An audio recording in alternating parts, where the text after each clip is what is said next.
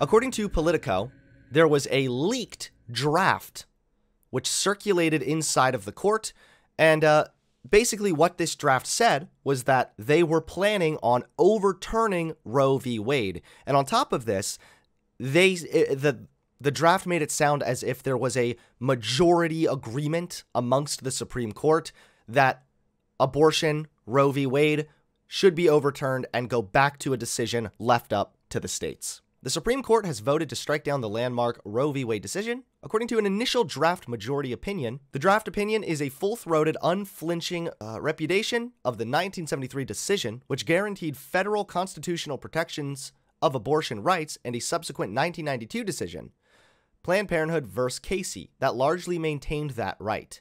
Roe was egregiously wrong from the start, Alito writes, who is one of the Supreme Court justices. We hold that Roe and Casey must be overruled, he writes in the document, labeled as the opinion of the court.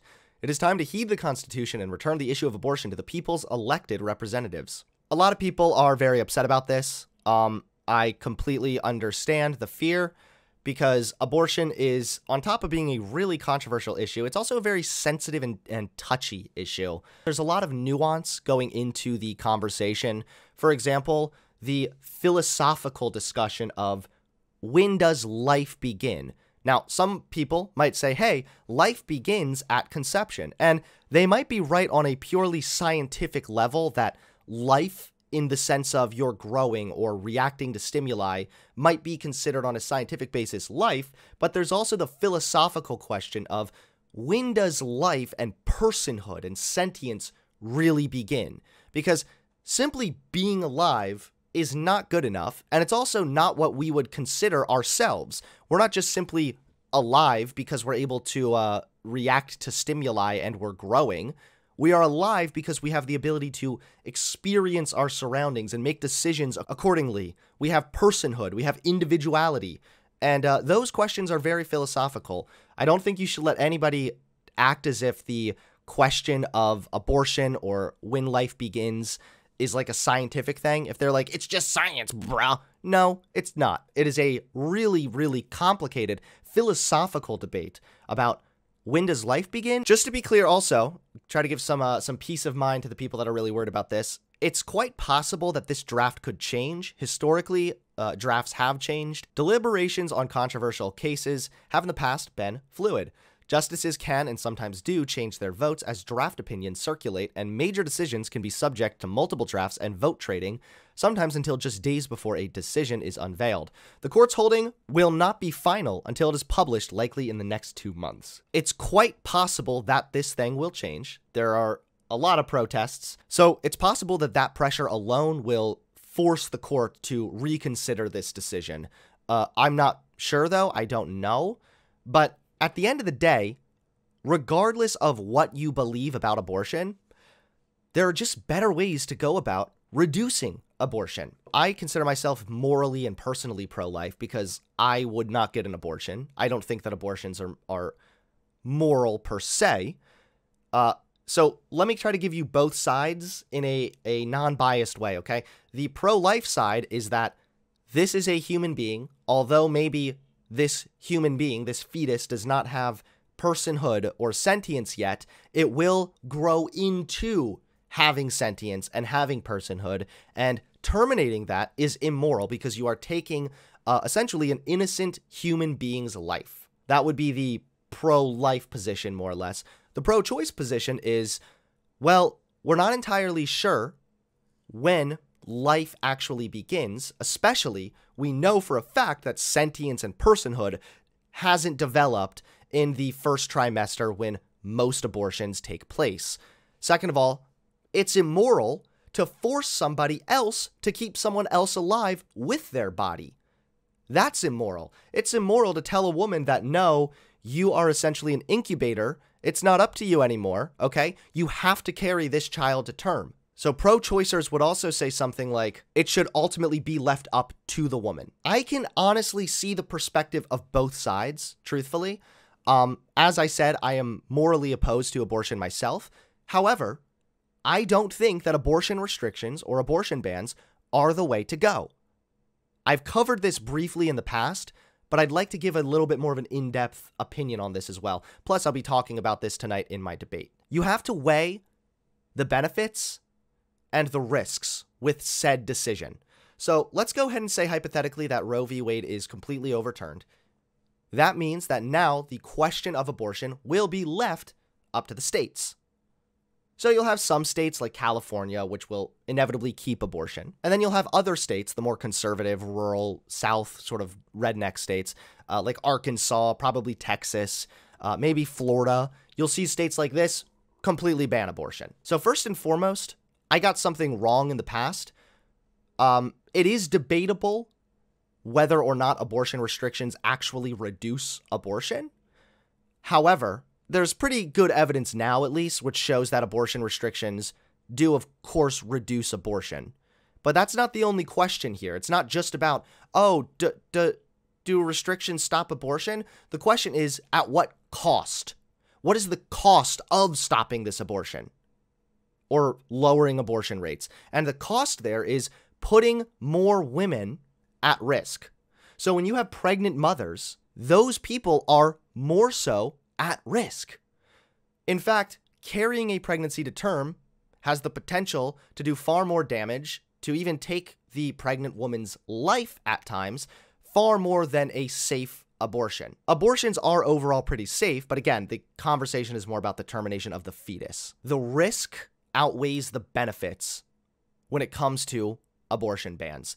First of all, you will see unsafe abortions taking place. We already see this via international data, for example, that when abortion is banned, we have higher rates of fatality amongst women who seek out illegal abortions. In fact, before Roe v. Wade, in the early 1970s, it was estimated there was anywhere between 800,000 to 1 million illegal, unsafe abortions taking place every year.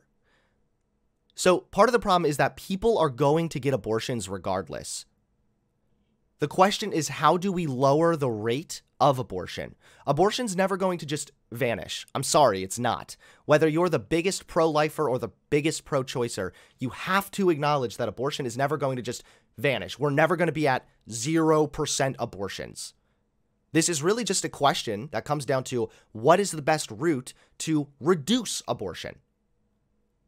So there are studies, for example, which show that if abortion is banned, this could potentially lead to a 21% increase in pregnancy-related deaths.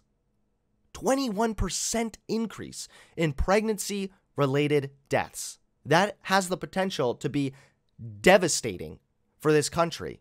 And again, if you are pro-life, I would hope that you're not just pro-birth. I hope that you are pro-life in the sense that you care about human life, and that includes the life of the pregnant woman. So banning abortion might lower the rate of abortion at the end of the day, but again, at what cost? At the cost of pregnant women's lives, at the cost of a potential 21% increase in pregnancy-related deaths, at the cost of more unsafe and illegal abortions taking place. The best move for reducing abortion is to provide contraceptives across the board, and it's not just contraceptives, it's also providing comprehensive, scientifically accurate sexual education, sex ed. This is crucial, not only lower the rates of abortion, but also to lower the rates of abortion at a much lesser cost, with much less risk. Unplanned pregnancies, they're a very real problem in America.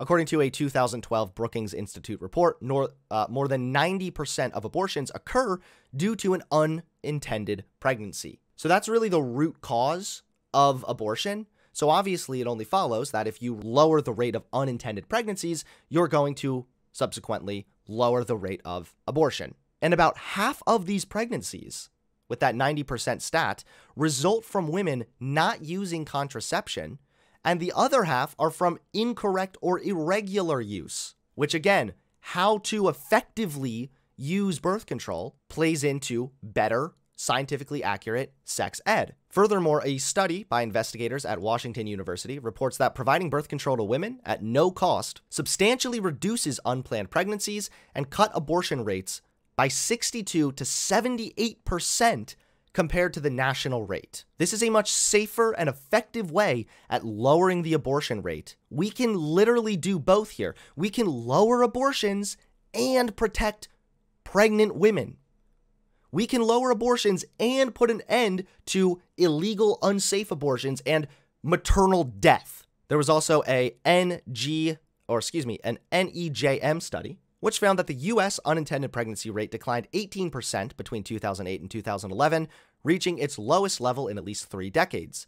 The proportion of U.S. pregnancies that were unintended fell to 45%. As a result of fewer unintended pregnancies, the rates of both abortion and unplanned births fell substantially over the period by 13 and 18%. The evidence is considerable that more and better contraceptive use is the key driver of the 2008 to 2011 declines in unintended pregnancy and abortion. These trends among all U.S. women appear to echo earlier trends that have helped drive pregnancy, birth, and abortion rates among U.S. teens to record lows. Research shows that the teen pregnancy declines between 1995 and 2002 were overwhelmingly the result of improvements in contraceptive use, with contraception accounting for 86% of the decline. You'll also have people bring up the disproportionate rates of abortion amongst black women.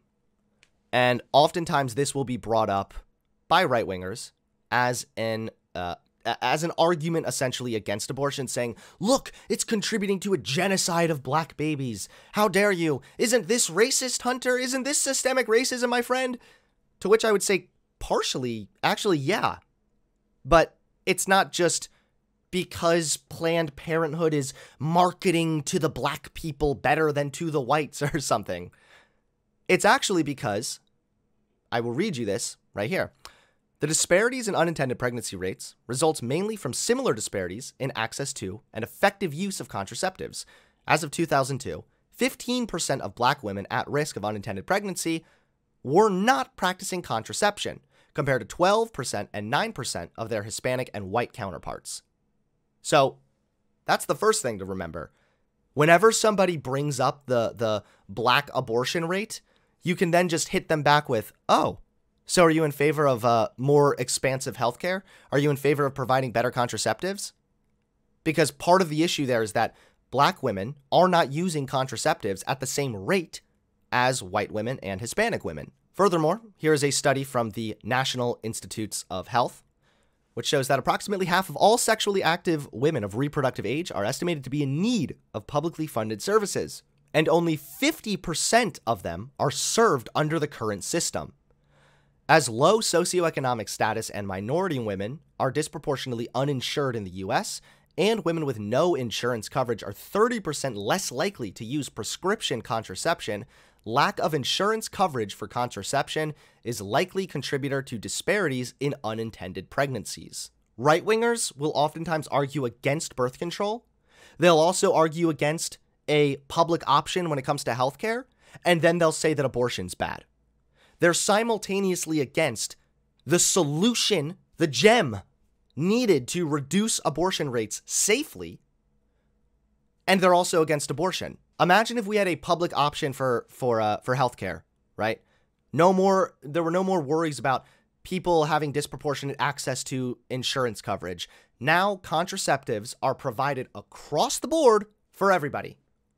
That's not what's happening right now. I mean, we just read this study. Half of all sexually active women are estimated to be in need of publicly funded services, but yet only 50% of them are actually being covered. It's not just access to contraceptives, though.